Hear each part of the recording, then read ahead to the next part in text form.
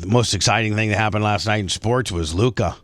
45 points he put up. Luka comes back. Luka finally returns to Dallas.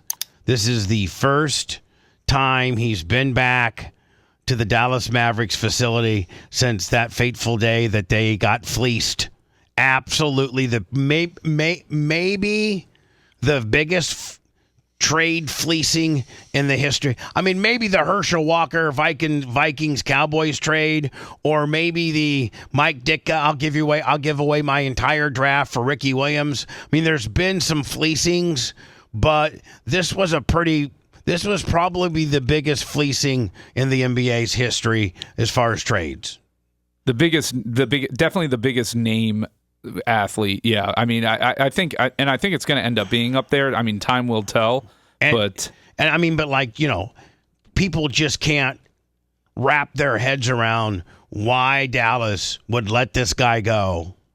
They didn't even shop him within the league to see. I mean, this guy's 2, 3, maybe 4 number ones. What up until this? This wasn't even a really big, as far as how many number ones. What's been the biggest trade in the NBA as far as how many number ones a team got for a player? Or I think Rudy Gobert and Donovan Mitchell went for 4 first-round picks apiece. Jesus. I think that Luka would probably have to be around 8. 8 number ones? Yeah. I don't even know that they allow teams to trade that far deep. Like the Thunder have the Thunder have 16 first-round picks in the next couple of years. Do they really?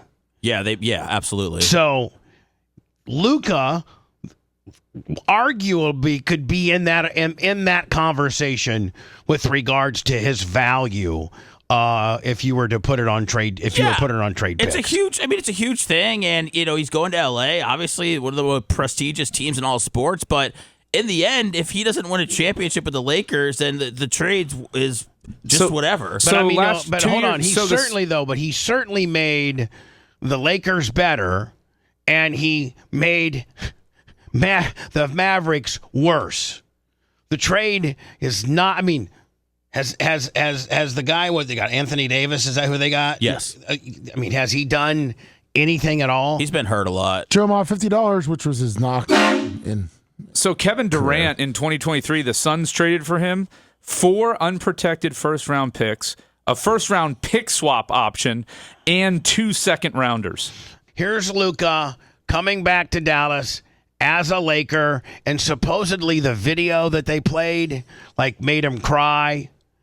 So the city of Dallas and the team put together this video. If you have to put a video together to welcoming your player back that was the greatest probably player of the history of your franchise, and it makes everybody cry, including the player, don't you think that maybe you shouldn't have gotten rid of that guy? I don't know. The Lightning honored Stamkos, and he cried, and it was the right move. I don't think that Steven Stamkos and Luka are that they're on the same level. I don't think. It is fascinating, and I would love for somebody to have sat down with the ownership or whoever made this decision and really grilled them and got in deep onto why they did it, why they didn't seem to make it more public. But I don't think we're ever going to hear about it because it's been such a colossal failure. And so the guy that you traded, if you make a 2-minute and however long second tribute video of him returning, doesn't that show you that he's absolutely the greatest Maverick of all time, and that maybe you should... Whoa. Slow your roll, greatest Maverick of all time. Dirk Nowitzki, man. You don't think that Luka's in that conversation? Even Steve Nash has something to say about that. Dirk got a championship. Yeah, Dirk brought him a ring. Hold on, and they didn't throw Dirk out with the bathwater either.